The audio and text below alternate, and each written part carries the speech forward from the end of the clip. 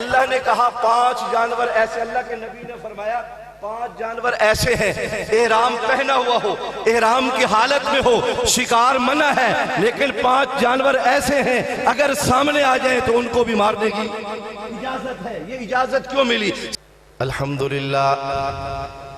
الحمدللہ وقفا وسلام علی عبادہ الذین اصطفیٰ، اما بعد فاعوذ باللہ من الشیطان الرجیم، بسم اللہ الرحمن الرحیم، ورفعنا لک ذکرک، صدق اللہ العظیم وصدق رسولہ النبی الکریم الامین۔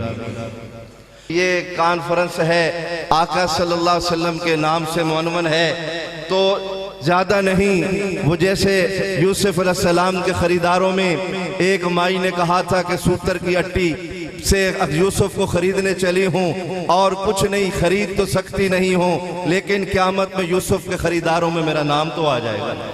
تو میں بھی یہ سمجھتا ہوں کہ میرے 2 منٹ بات ہوتی ہے، گھنٹوں کی بھی ہوتی ہے، 2 منٹ میں بھی ہوتی ہے، ثنا محمد الرسول اللہ کی چاہے ساری رات ہو یا 2 منٹ میں ہو، نعت میں ہو یا تقریر میں ہو، اشعار میں ہو، جس انداز میں بھی نعت ہوتی ہے۔ اور جب اللہ کے نبی صلی اللہ علیہ وسلم کی شان اقدس اور شان مطہر پہ اگر بات کرنا شروع کر دی جائے تو یہ دن ختم ہو سکتا ہے، راتیں ختم ہو سکتی ہیں، ہماری زندگیاں ختم ہو سکتی ہیں، نبی کی شان ختم نہیں ہو سکتی۔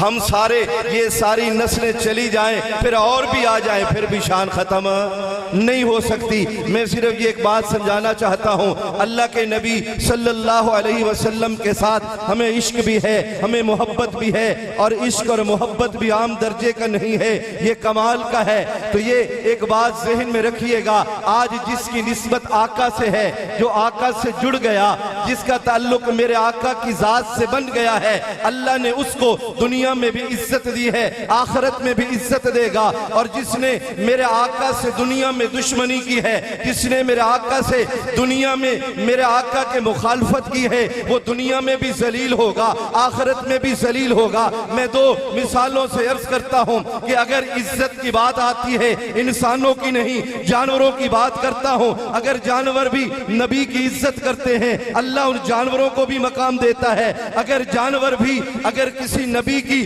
اگر جو ہے وہ نبی کی تذلیل کرنے کی یا نبی کی مخالفت کی کوشش کرتے ہیں، اللہ نے ان جانوروں کو بھی دنیا میں بھی ذلیل کر دیا ہے۔ آؤ مثال کے طور پہ ہرن کو دیکھتے ہیں، ہرن ایک جانور ہے، اللہ نے اس کے پیٹ میں اس کے اندر مشک رکھی ہے جس کو نافہ کہتے ہیں۔ ارے ہے تو جانور ہے، تجھے یہ اتنی افضلیت کیوں مل گئی؟ جب آدم علیہ السلام کو اللہ نے زمین پہ اتارا تھا، آدم علیہ السلام تنہا تھے، تنہائی کا عالم تھا، اس تنہائی کو ختم کرنے کے لیے ہرن کو بھیجا گیا۔ ہرن حضرت آدم علیہ السلام کے ساتھ وہاں رہتا تھا، آدم علیہ السلام نے ہرن کی پیٹھ پہ ہاتھ پھیرا ہے، اللہ نے کہا اس ہرن نے نبی کی عزت کی ہے، اس ہرن نے نبی کے ساتھ اس کی تنہائی کو ختم کیا ہے، میں قیامت تک اس کے ناف کے اندر میں ایک نافہ رکھ دوں گا جو خوشبو۔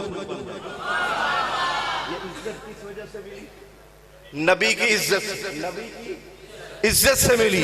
بلبل ہے، یہ ایک جان پرندہ ہے، بلبل کو اللہ نے کہا پھولوں پہ رہنا ہے، اس لیے کہ جب ابراہیم علیہ السلام کو نمرود نے چیخا میں ڈالا تھا، اس وقت یہ اپنی چونچوں میں پانی لا کر آگ کو بجھانے کے لیے بلبل آیا تھا۔ تو اللہ نے کہا اے بلبل، تو نے ابراہیم میرے نبی کی عزت کی خاطر، ارے تیری چونچ کی پانی سے وہ آگ بجھ تو نہیں سکتی تھی، لیکن تو نے لا کر وہ نبی سے محبت کو دکھایا تھا، میں نے اس کا بدلہ یہ دیا ہے، ساری زندگی پھولوں میں پھرا دیا۔ عزت دی کس سے ملی؟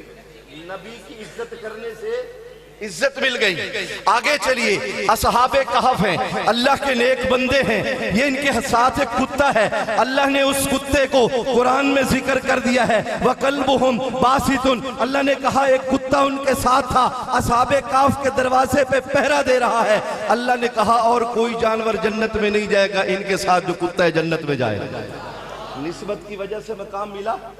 اب آئیے، جنہوں نے مخالفت کی، جنہوں نے میرے نبی کی مخالفت کی، سانپ ہے، اللہ نے کہا 5 جانور ایسے، اللہ کے نبی نے فرمایا 5 جانور ایسے ہیں، احرام پہنا ہوا ہو، احرام کی حالت میں ہو، شکار منع ہے، لیکن 5 جانور ایسے ہیں اگر سامنے آ جائیں تو ان کو بھی مارنے کی اجازت ہے۔ یہ اجازت کیوں ملی؟ سب سے پہلے سانپ ہے، یہ سانپ ایک جانور ہے۔ یہ جب حضرت آدم علیہ السلام جنت میں گئے تھے تو یہ شیطان کو منہ میں ڈال کر، یہ سانپ اپنے منہ میں شیطان کو ڈال کر یہ جنت میں لے کر گیا تھا۔ اللہ نے کہا اچھا تو نے میرے نبی کی مخالفت میں یہ عمل کیا ہے، میں تجھے قیامت تک ذلیل ایسا کر دوں گا کہ ساری زندگی زمین پہ گھسٹ کے چلے۔ چلتا ہے نہیں چلتا؟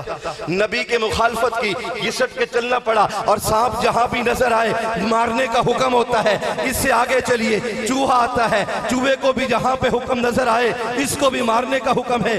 اس کو مارنے کا حکم کیوں ہے؟ یہ رات کو یہ سلائی دیا سلائی لے کر میرے نبی تہجد پڑھتے تھے، یہ وہ چراغ سے وہ دیا سلائی کو لے کر میرے نبی کے خیمے کو، میرے نبی کے بستر کو جلانے کی یہ کوششیں کیا کرتا تھا۔ اللہ کے نبی صلی اللہ علیہ وسلم فرماتے ہیں اس نے نبی کی مخالفت کی ہے، قیامت تک اللہ کے نبی صلی اللہ علیہ وسلم نے چوہے کو بھی مارنے کا حکم دیا ہے۔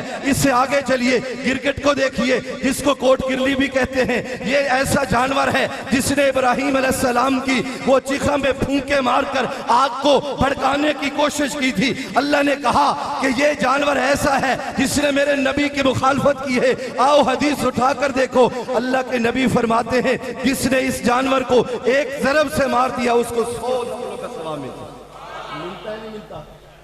کیوں ذلت ملی؟